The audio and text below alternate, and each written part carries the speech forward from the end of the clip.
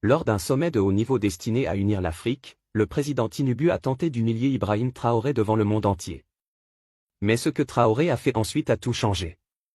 Avant de continuer, assurez-vous de vous abonner à cette chaîne, une chaîne qui révèle la puissance, la dignité et la force tranquille du véritable leadership africain. La pluie tombait doucement contre les vitres teintées de l'aéroport international Nnamdi Azikiwe d'Abuja, alors qu'un SUV militaire noir roulait sur le tarmac. Ibrahim Traoré en est sorti lentement, vêtu de son uniforme avec une confiance silencieuse, ses bottes frappant le sol humide avec un calme délibéré. Aucun mot n'a été échangé, aucun geste n'a été fait, seulement le bruit de la pluie et la compréhension tacite que cette visite n'était pas comme les autres. Ce n'était pas de la diplomatie. C'était une déclaration. Le sommet de la CEDEAO était censé porter sur l'unité, sur la reconstruction de la confiance en Afrique de l'Ouest, mais plus personne n'y croyait. En coulisses, les alliances changeaient. Les anciennes puissances resserraient leur emprise.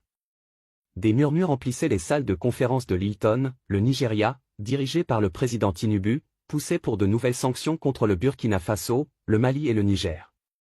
Et maintenant, alors que Traoré entrait dans cet espace, chacun de ses pas résonnait plus fort que les discours qui n'avaient pas encore été prononcés.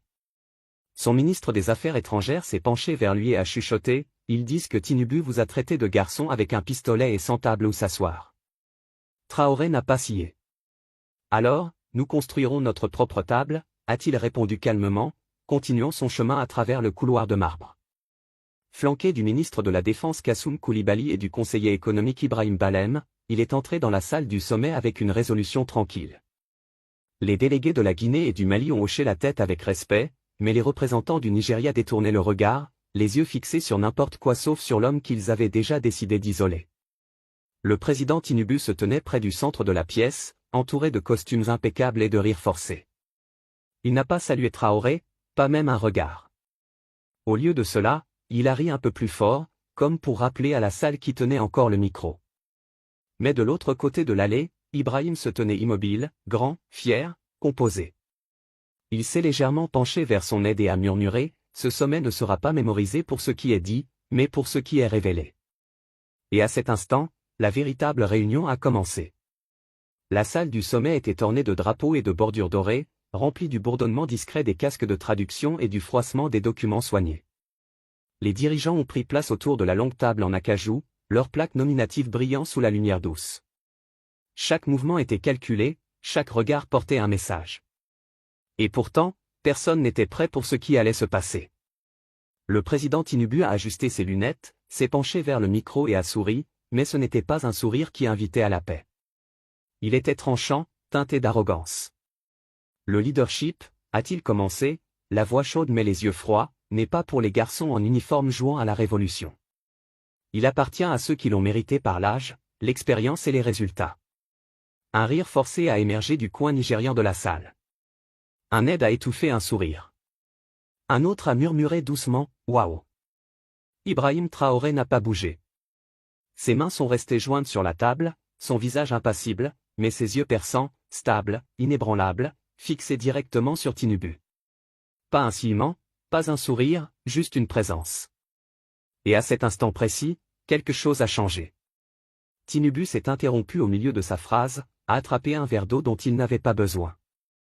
La confiance dans sa voix s'est fissurée, juste une seconde. Le silence qui a suivi n'était pas vide. Il était lourd. Le genre de silence qui ne se contente pas d'attendre, mais qui parle.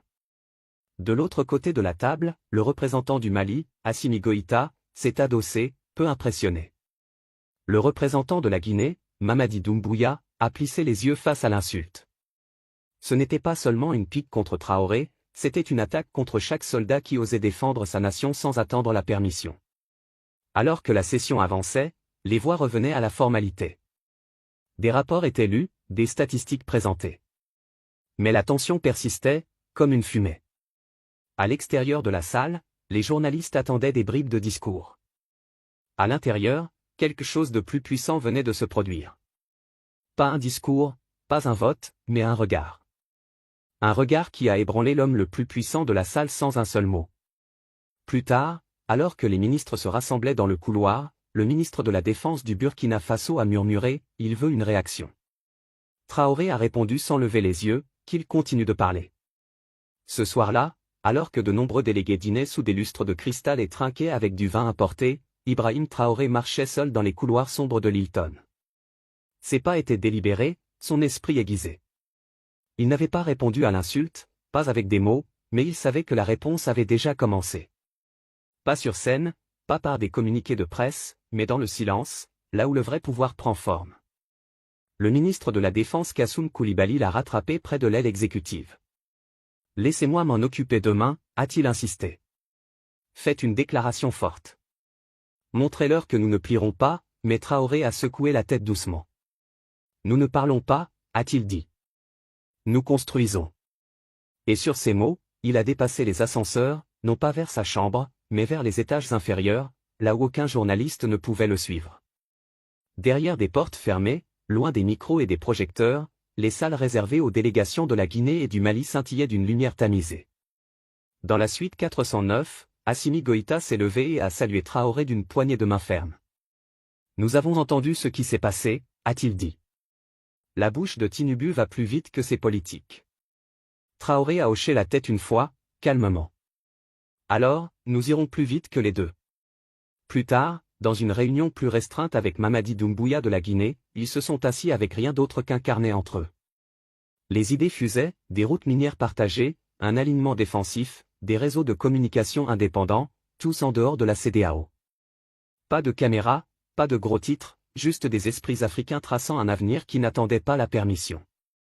Dehors, les lumières d'Abudja dansaient sur les toits, inconscientes du changement qui se déroulait dans des pièces silencieuses.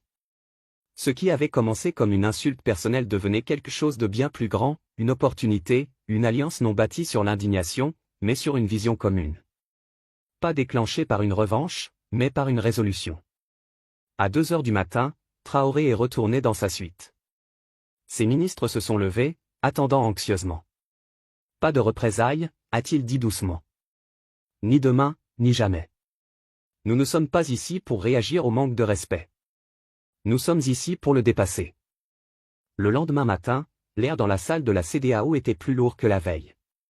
Les délégués murmuraient prudemment, sirotant leur café, jetant des coups d'œil à leurs ordres du jour, mais personne ne parlait de l'évidence, l'insulte de Tinubu et le silence qui avait suivi. Ibrahim Traoré est arrivé pile à l'heure. Pas de sourire, pas d'entourage, juste une présence. Il s'est assis près du bord de la salle, loin de la table centrale où Tinubu riait la veille avec des invités étrangers. Le message était clair, ils avaient essayé de l'isoler, mais ils avaient sous-estimé ce que le silence pouvait faire. De l'autre côté de la salle, Tinubu a ajusté sa cravate et a continué avec son charme habituel.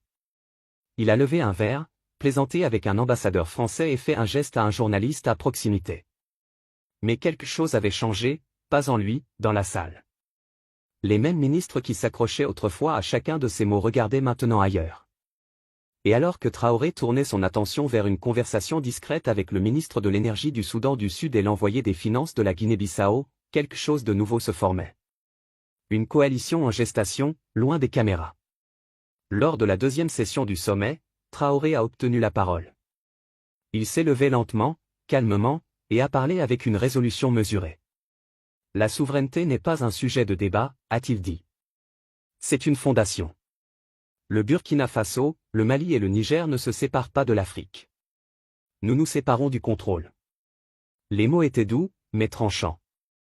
Pas de colère, pas d'accusation, juste une vérité énoncée simplement, assez pour que les murs semblent se rapprocher. Depuis la rangée centrale, Tinubu s'est agité sur son siège. Il a levé la main et a interrompu, laissez les adultes parler. Le mot a coupé la salle en deux. Quelques hoquets. Un aide a chuchoté, a-t-il vraiment dit ça? Les caméras ont zoomé, un flash depuis la fosse médiatique. Pendant une seconde, le temps s'est figé, mais Traoré n'a pas répondu. Il n'a pas parlé. Il n'a même pas scié. Au lieu de cela, il a fermé son dossier, hoché la tête une fois et s'est rassis. Ses ministres, les poings serrés sous la nappe, attendaient un signal qui n'est jamais venu. Parce que c'était le signal, la retenue, la discipline, la dignité. Et dans ce silence, quelque chose d'irréversible s'est produit, pas en politique, mais en perception. Le véritable changement n'était pas dans les mots échangés. C'était dans la manière dont les hommes écoutaient. Et au moment où Traoré s'est rassis, la question dans l'esprit de chaque leader n'était plus « Est-il prêt ?», mais « Qui est vraiment en charge ici ?» À 8 heures du matin, alors que les délégués buvaient encore leur café dans les couloirs, le président Ibrahim Traoré a fait un mouvement inattendu. Il a requis une petite session d'urgence, pas dans la salle principale, mais dans une simple salle de briefing derrière la chambre. Personne ne savait de quoi il s'agissait. Mais ceux qui l'avaient observé de près l'ont suivi sans poser de questions. À 9 heures, la salle était pleine. Les délégués de la Guinée, du Mali, du Niger, du Tchad et même des observateurs de l'Algérie et du Soudan du Sud avaient pris place. La délégation nigériane est arrivée en dernier, l'air confus. Le président Tinubu n'était pas là. Il avait envoyé son ministre du Commerce à sa place, silencieux, tendu, incertain. Traoré s'est tenu à la tête de la table. Il n'a pas haussé la voix. Il n'en avait pas besoin. Il a ouvert un dossier noir, en a sorti 3 documents signés et les a posés sur la table. Ce n'est pas un discours, a-t-il dit. C'est une décision. Un par un, les leaders se sont penchés en avant. Ce qu'ils ont vu sur ces pages a tout changé. C'était un nouvel accord commercial entre le Burkina Faso, le Mali et la Guinée. Il prendrait effet immédiatement. Il concernait les minerais, les routes de transport et le soutien à la défense. Et il était totalement en dehors de la CEDEAO. Aucune banque française n'était impliquée, aucune dépendance à une monnaie étrangère, aucune approbation d'Abuja ou d'Accra, juste 3 nations africaines choisissant leur propre direction ensemble. Le ministre du Commerce nigérian s'est levé, abasourdi. « Vous n'avez pas consulté la CEDEAO » a-t-il dit. Traoré l'a regardé directement. La CEDEAO ne nous a pas consultés lorsqu'elle a sanctionné notre survie. La salle est devenue silencieuse. Pas un délégué n'a parlé. Pas un aide n'a bougé. À l'extérieur, le sommet continuait comme si rien n'avait changé. Mais dans cette petite salle, le centre du pouvoir s'était déplacé. Les nouvelles voyagent vite en politique. Mais cette fois, elles ont voyagé plus vite que quiconque ne l'avait prévu. Quelques minutes après la signature de l'accord, quelqu'un a frappé à la porte du président Tinubu. Son aide s'est précipité, tenant un téléphone avec des mains tremblantes. « Monsieur, c'est fait. Ils ont signé sans vous. » Tinubu s'est levé, les yeux écarquillés. « Qu'est-ce que vous voulez dire par ils ont signé ? Signé quoi ? » Personne n'a eu le courage de parler, mais l'écran affichait déjà les gros titres. Le Burkina Faso, le Mali et la Guinée lancent un pacte commercial indépendant en dehors de la CEDEAO. Il est sorti de sa chambre en trombe, ignorant les caméras et le personnel, exigeant de savoir comment cela était arrivé. Mais c'était déjà fait, signé, témoigné, documenté, et son nom ne figurait sur aucune page. Dans la salle de presse, les journalistes préparaient déjà leur micro. Au centre de la pièce se tenaient 4 hommes en uniforme, Traoré, Goïta, Doumbouya et Tchiani du Niger. Pas de slogan, pas de cri, juste une déclaration calme qui résonnait plus fort que n'importe quelle protestation. Nous ne sommes pas ici pour défier, a commencé Traoré, mais pour continuer avec dignité. Les journalistes se sont figés. Les ministres chuchotaient dans leurs casques. Les aides nigérians regardaient autour d'eux, confus et embarrassés. Ce n'était pas seulement à propos des documents. C'était à propos du changement. La CEDEAO venait d'être contournée, pas par la guerre, mais par la volonté. À cet instant, Tinubu n'était pas seulement en retard. Il n'était plus celui au centre de la pièce. Et pour un leader habitué aux caméras et aux applaudissements, ce silence coupait plus profondément que n'importe quel discours. Derrière des portes scellées, la session de leadership privé du sommet a commencé. Personne n'a parlé après cela. Le modérateur a essayé de passer au point suivant de l'ordre du jour, mais le ton avait déjà changé. Chaque mot qui a suivi portait un nouveau poids. Chaque discussion à partir de ce moment était teintée par ce qui venait d'être dit et par ce qui ne l'avait pas été. Lorsque les portes se sont enfin ouvertes et que les dirigeants sont sortis dans le couloir, une vérité était évidente pour tous ceux qui regardaient, l'équilibre avait changé. Alors que le sommet touchait à sa fin, la salle est lentement revenue à la routine. Les papiers étaient mélangés, les casques de traduction cliquetaient. Le modérateur a remercié les dirigeants pour leur présence. Tout le monde a commencé à se préparer pour le départ, croyant que les moments les plus importants étaient déjà passés. Mais ce n'était pas le cas. Juste au moment où la dernière motion était lue et que la session se terminait, un micro encore allumé a capté quelque chose d'inattendu. C'était Ibrahim Traoré, se penchant discrètement vers un de ses aides. Sa voix était calme, ignorant que le micro était encore ouvert, il a dit une seule phrase, « L'Afrique n'a pas besoin de domination », a-t-il murmuré. Elle a besoin de dignité. Pendant un instant, personne n'a remarqué. Mais un technicien du son s'est figé. La phrase avait résonné dans quelques casques encore connectés. Quelqu'un a appuyé sur « Enregistrer » et en quelques minutes, le clip a commencé à se répandre. Au crépuscule, il avait déjà échappé aux 4 murs d'Abuja. À Dakar, des étudiants universitaires l'ont projeté sur les murs. À Lagos, de jeunes Nigérians débattaient de sa signification sur des streams en direct. À Ouagadougou, des foules se sont rassemblées dans les rues, chantant sous des fresques de Sankara. Et dans des foyers tranquilles à travers l'Afrique, les gens écoutaient en silence. Pas de presse, pas de caméra, juste les chefs d'État, leurs principaux ministres et l'air lourd laissé par ce qui venait de se passer. Le président Tinubu était assis, raide, ses mains agrippant le bord de la table. En face de lui, Ibrahim Traoré était immobile, calme, indéchiffrable, inébranlable. Tinubu n'a pas attendu longtemps. Il s'est penché en avant et a parlé d'une voix tranchante. « Qui pensez-vous être ?» a-t-il dit. Vous embarrassez cette union. Vous défiez l'ordre. Vous insultez chaque principe que la CEDEAO représente. Certains ministres ont baissé les yeux. D'autres ont jeté un coup d'œil à Traoré, se demandant ce qu'il dirait. Mais il n'a pas bronché. Il n'a pas haussé la voix. Il n'a même pas scié. Après une longue pause, il a répondu, lentement, clairement, « Je suis un soldat », a-t-il dit. Qui est devenu président, pas l'inverse. Silence. Les chaises ont grincé. Quelques ministres de la Guinée et du Mali ont ajusté leur posture. Quelque chose dans la salle avait changé, pas bruyamment, mais clairement. Tinubu s'est légèrement reculé, essayant de garder son sang-froid. « Vous ne comprenez pas la diplomatie », a-t-il marmonné. Traoré l'a regardé à nouveau. « Non », a-t-il répondu. « Je comprends le sacrifice. C'est la différence. Ce n'était pas un discours. Ce n'était pas un plan. C'était juste la vérité, dite simplement, sans caméra pour regarder. Et c'est pourquoi cela comptait. Le choc ne venait pas de ce qui avait été dit. Il venait de la manière dont cela avait été dit. Sans podium, sans applaudissements, sans performance, juste du caractère. Et dans un monde plein de bruit, une phrase prononcée doucement était plus forte que tout le reste ce jour-là. Le lendemain matin, le clip vidéo avait traversé les frontières.